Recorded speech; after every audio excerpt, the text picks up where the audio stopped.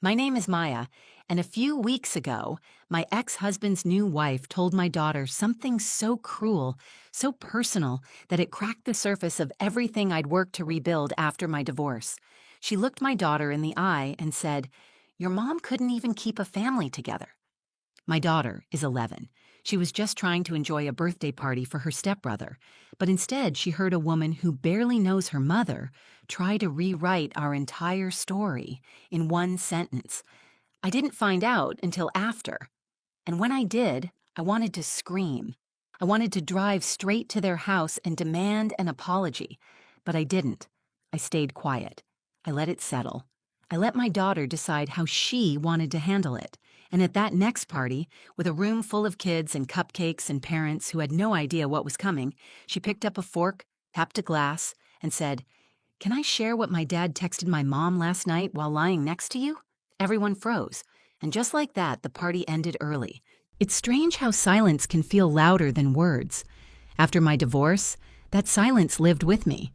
It was in the mornings when I packed my daughter's lunch alone, in the nights when the other side of the bed stayed cold, and in the space between text messages that used to come in at all hours, now replaced by formal updates like, "I'll pick her up at 3." I'm 36. I work from home as a freelance writer, which sounds more flexible than it feels. I live in a small 2-bedroom townhouse just outside of Austin with my daughter, Aria. She's 11, all heart and curiosity, with a sense of emotional radar I never had at that age. She's the kind of girl who hugs her friends longer than necessary and always asks me if I've eaten when she gets home from school.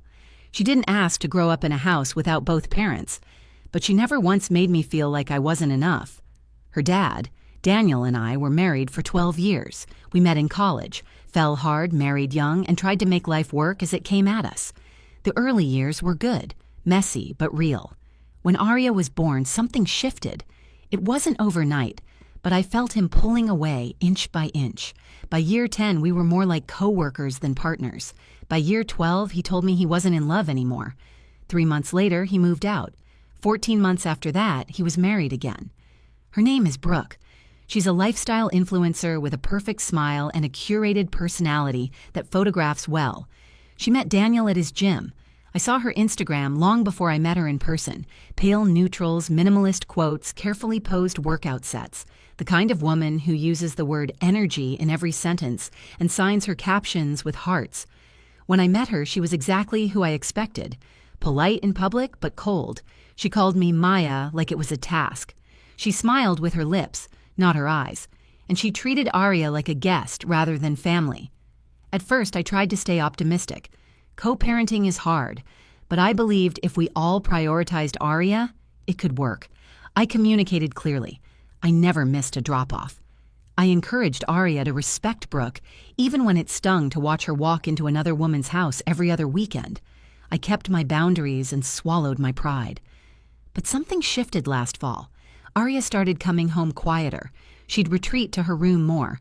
She stopped telling me stories about her weekends, which had once poured out of her in colorful detail. One evening, as we were unloading groceries, she said, "Brooke made a post and didn't tag me in the pictures, even though I was there." I asked if that bothered her. She shrugged, then said, "I just felt invisible." I wanted to reach out. I wanted to say something to Daniel, but I didn't. I knew how easily it could be spun into jealous ex-wife or overstepping boundaries. So I watched and waited, checking in gently with Aria, listening more than talking, and reminding her every day that she was loved, seen, and heard. The moment that broke the dam came on a rainy Sunday evening after Daniel dropped Aria off. She climbed into the car, her arms crossed, her backpack shoved under her feet. She didn't say a word. I asked how the weekend went. Still nothing. I waited. It wasn't until we got home and I was helping her with her jacket that she whispered, "Brooke told me you couldn't keep a family together." I froze. For a moment, I couldn't even react. My throat tightened. I looked her in the eyes and said, "What did you say?" She repeated it, then added, "She said I was lucky I still get to see you."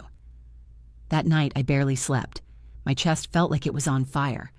I replayed every sacrifice, every compromise, every therapy session, every late-night cry, and every time I smiled through the pain to keep things stable for Arya. All of it dismissed by a woman who stepped in halfway through the story and decided she had the right to tell it differently. I didn't respond to Brooke. I didn't text Daniel. I hugged Arya tighter than I ever had. I told her none of what Brooke said was true. I reminded her that love isn't measured by who stays in a house. It's measured by who shows up when it matters most. I had no idea what was coming next, but my daughter did, and she was about to teach all of us a lesson in truth. After Arya told me what Brooke had said, I tried to stay calm, for her sake more than mine. I didn't want my daughter to see me spiral, even though inside I was shaking with rage. I walked to the kitchen and started dinner like it was any other night. I stirred spaghetti sauce and chopped garlic with my mind racing, trying to decide if I should say something to Daniel or let it go. But this wasn't just a slip of the tongue. Brooke had looked my daughter in the eye and tried to make her feel ashamed of her own mother. That's not co-parenting. That's psychological warfare dressed in yoga pants and lip gloss. I tucked Arya in that night and asked, "How did it make you feel when she said that?" She hesitated, then said, "It felt like I was supposed to choose between you and them." I kissed her forehead and told her, "You never have to choose. Your heart is big enough to love everyone, but no one has the right to shame you or me for what happened." The next morning, Arya was quiet. She stared at her cereal, then asked, "Why does she hate you so much?" I didn't know how to answer. I said, "Sometimes people feel threatened when they can't control the story, but the truth doesn't change just because someone else tries to rewrite it." I thought maybe things would calm down. Maybe Brooke had just had a bad day, or maybe she didn't think Arya would repeat what she heard. But 2 days later, it happened again.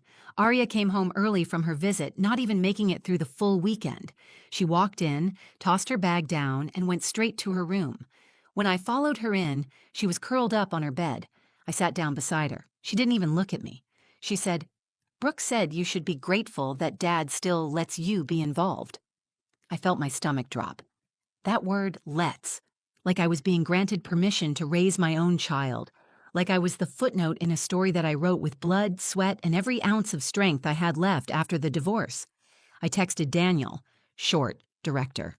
"Can we talk?" He replied, "I'm busy. Can it wait?" I didn't respond. I knew that door wasn't going to open unless he felt like walking through it, and I wasn't about to beg. Later that week, just after midnight, I got a text from him out of nowhere. I was in bed, half asleep, and my phone buzzed on the nightstand. He wrote, "I miss how we used to laugh. You were always real with me. Brooke is just filters and walls."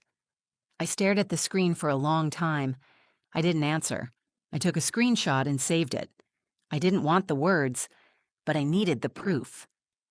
The next morning, Arya saw the message. I hadn't even realized I'd left my phone open.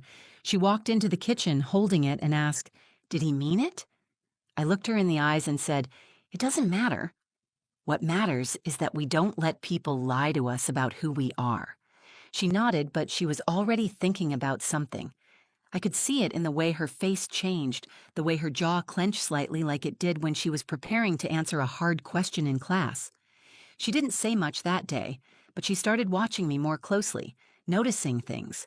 How I double-checked her homework, how I packed extra snacks in her bag, how I hugged her longer when she looked tired.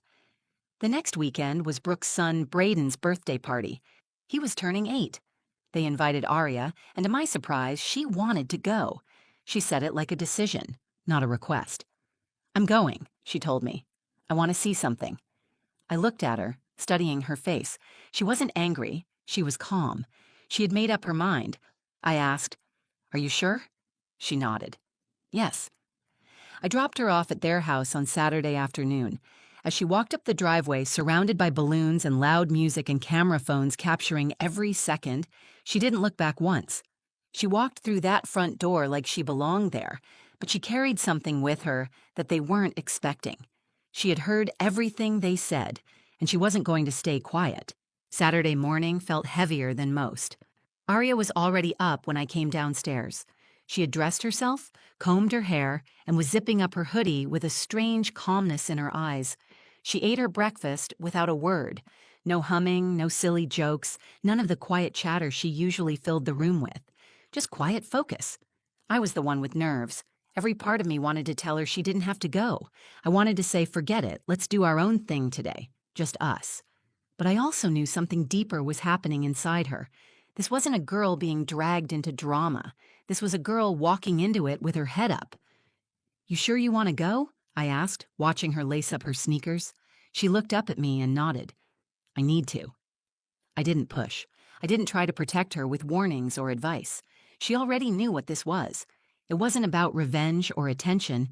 It was about being heard.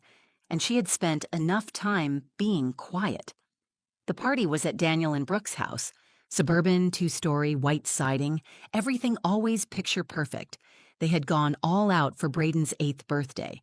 There were rental tents in the backyard, a bounce house, a balloon arch the size of a car, and even a little cotton candy machine spinning away in the corner.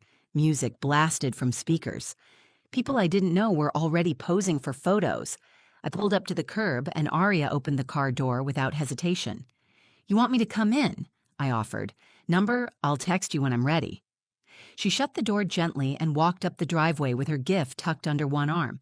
I watched her until she disappeared through the front door, swallowed by the crowd. Back home, I couldn't focus. I tried reading, then cleaning, then scrolling through my phone, but my mind kept going back to that morning, to her face, to the determination in her voice. 2 hours passed, then 3. I kept checking my phone, waiting for the message that she wanted to be picked up, and then, just after 3 p.m., my phone lit up. Not with a message from her, but with one from another parent. "Hey, just checking in. Everything okay? We had to leave the party early. There was kind of a scene." My stomach dropped. Before I could respond, my phone buzzed again. This time, it was Aria. "Can you come now?" I drove faster than I should have. When I pulled up, she was already outside, sitting on the front steps with her jacket on and her party favor bag at her feet. Her eyes were clear. Her posture was relaxed. She looked like someone who had finished what they came to do. She climbed into the car and buckled her seatbelt. I looked over at her, waiting for her to speak. She didn't right away. She just sat quietly for a few moments. Then she said, "I told them the truth." I didn't ask what she meant. Not yet. I knew she would tell me when she was ready. But something had changed. Something significant. And the strange thing was, she didn't seem shaken or scared. She looked lighter. That evening, as she helped me set the table for dinner, she finally explained. They were doing this thing where all the kids had to say something nice about Braden in front of everyone. Like a memory or compliment, she said. I nodded. And after it got quiet, I stood up and said I wanted to share something too. She paused. I said, "Can I tell you all what my dad texted my mom last night while he was lying next to Brooke?" I froze mid-step. She continued, "Nobody said anything. It was like everything stopped." She told me that Daniel tried to interrupt, but she kept going. She read the text from his phone that he had sent me, word for word, out loud, to everyone. "I miss how we used to laugh. You were always real. Brooke's just filters and walls." My mouth went dry. "You did that?" I asked. She nodded. "I wanted them to know what kind of man he really is, and what kind of woman she really is for trying to tear you down." I didn't know what to say. I just looked at her. My daughter. 11 years old. Braver than most adults I've ever met. That moment, her decision to speak, her refusal to be silent, changed everything. It wasn't just about me. It was about her voice, her story, and the truth she chose to defend. She didn't yell. She didn't cry. She didn't need to. She just told the truth. The party was already in full swing when Aria arrived. The music was loud, the decorations were excessive, and Brooke was in her element. She wore a pastel dress, moving from one group of parents to another like a hostess at a luxury event. A photographer wandered around snapping candid shots for what would later be a carousel of perfect Instagram memories. To everyone else, it was just a kid's party, but to Aria, it was something else entirely. It was a stage. Aria greeted a few kids she recognized, handed Braden his gift, and took her place at a table near the back. She watched everything. She didn't talk much. She didn't laugh. She waited. About an hour in, Brooke called everyone's attention to the front yard where a few kids were invited to say something kind about Braden. "Let's all take a moment to say something sweet about the birthday boy," she said with a wide smile. Parents clapped. Cameras came out. A few kids stepped forward and said things like, "He's good at soccer," or "He always shares his snacks." Then the room quieted. People were starting to drift back to the food when Arya stood up, walked over to the nearest table, picked up a fork and gently tapped it against a glass. The soft chime rang out louder than expected in the sudden lull. Everyone turned to her. She stepped onto a chair, cleared her throat, and said in a clear, steady voice, "Can I share something too?" There was a short silence, and Brooke smiled tightly, already reaching out like she was going to gently guide Arya back down. But Arya didn't move. She said, "I just want to tell you all what my dad texted my mom last night while lying in bed next to Brooke." The words hit the air like a dropped plate. The party stopped. No music, no chatter. Even the cotton candy machine whirred into silence. All eyes were on her. Arya reached into the pocket of her hoodie and pulled out a printed copy of the screenshot. She unfolded it with both hands and read it aloud, not loudly but clearly enough for the room to hear. "I miss how we used to laugh. You were always real. Brooks just filters and walls." Gasps echoed across the backyard. One of the moms dropped her drink. A few kids just stood in confusion, but the adults knew exactly what they had just heard. Brooke froze, her hand still awkwardly suspended in the air. Her smile was gone. Her mouth parted slightly, but no words came out. Daniel, who had been talking to a few dads near the grill, turned around slowly and stared at Arya with wide eyes. He looked like someone had yanked the floor out from under him. Before anyone could speak, Arya turned to Daniel and added, "Don't text Mom like that if you're going to let your wife lie about her to me." Silence. Then someone whispered, "Is she serious?" Another voice asked, "Was that real?" And just like that, the atmosphere shifted. Brooke's carefully crafted world began to crack. Daniel opened his mouth like he was going to respond, but he didn't. He just stood there, blinking, caught between damage control and complete humiliation. Brooke finally spoke, but her voice wavered. "That's not appropriate. This is a child's party." Arya didn't flinch. Neither is telling a child that her mom failed at keeping a family together. A few parents stepped away. Someone took their kid by the hand and left. The photographer packed up his camera and walked to his car without saying a word. One of the moms muttered something about not wanting to be part of this drama and followed. The party deflated in minutes. No more music, no more cake, no more photos. Brooke walked into the house without saying anything. Daniel followed her, then turned back briefly, meeting Arya's eyes. She held his gaze, firm and calm. He dropped his eyes. Arya walked back to the front yard, texted me, and waited on the steps like nothing had happened. But everything had. By the time I arrived, the guests were already leaving. Some looked confused, others just looked uncomfortable. But Arya looked peaceful. She had used her voice not to embarrass someone, but to defend the truth.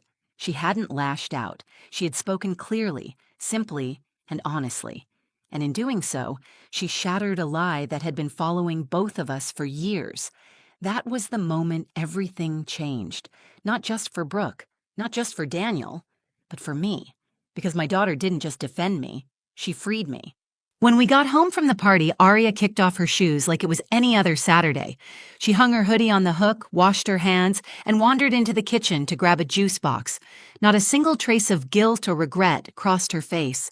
She was calm, steady, grounded in what she had done. I stood there watching her, still stunned. Not by what she said, but by how confidently she had said it. There was no cruelty in her delivery. She hadn't tried to shame anyone or turn it into a performance. She had spoken the truth in the one place it was being constantly twisted. Later that night, after dinner, we sat on the back porch. The sky was that quiet pink you only get in early spring. Arya leaned her head on my shoulder, and for a few moments, we just listened to the wind. Then she asked, "Did I make it worse?" I turned to her and shook my head. You made it real. You spoke the truth when no one else would." She looked relieved, but there was still something in her eyes. I asked, "Why now? Why at the party?" She answered without hesitation, "Because she said what she said to hurt you, and no one said anything, not even Dad. I waited for someone to speak up, and no one did, so I did." I reached over and took her hand. "You shouldn't have had to." "I know," she said, "but I'm glad I did." That's the part that hit me the hardest. She didn't do it for revenge. She didn't do it to get attention or stir drama. She did it because she knew silence would be more painful than anything else. She saw a lie, and she refused to let it live one more day. In the days after the party, there was fallout. Brooke blocked me on every platform. She deleted several of her curated posts from that day. She made a vague story post about protecting your peace and removing toxic energy. But the likes and comments were down. People weren't buying it. Daniel didn't reach out immediately, but eventually he sent a message. "I didn't know she'd say that. I didn't mean for this to happen." I replied once. "She's your daughter. She didn't break anything. She just stopped pretending." He never responded again. Word got around.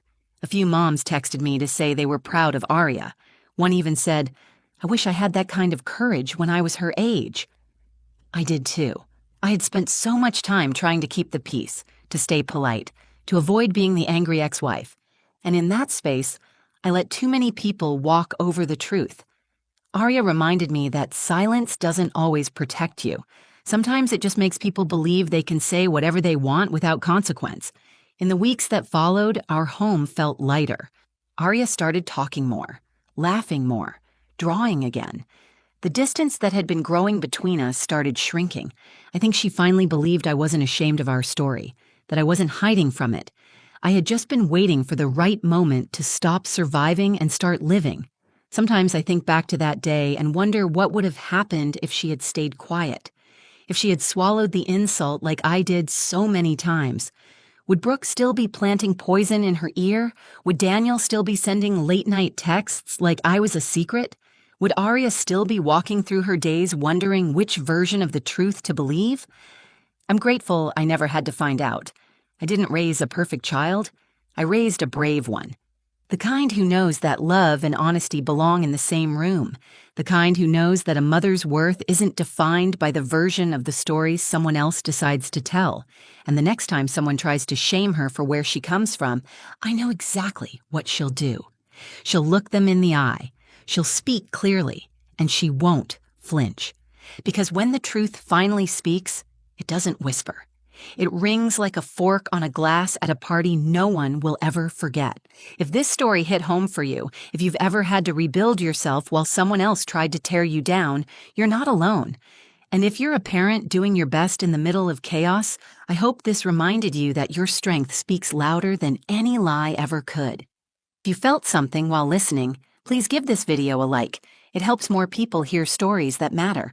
Share it with someone who needs to be reminded that truth always finds its voice. And I'd love to hear from you in the comments. What would you have done in my daughter's place? What would you say to someone who tried to rewrite your story? And if you want more real stories like this, about family, resilience, and learning to stand tall again, make sure to subscribe and turn on notifications. This is a space for truth, not perfection. Thanks for watching. I'm Maya, and this was our story.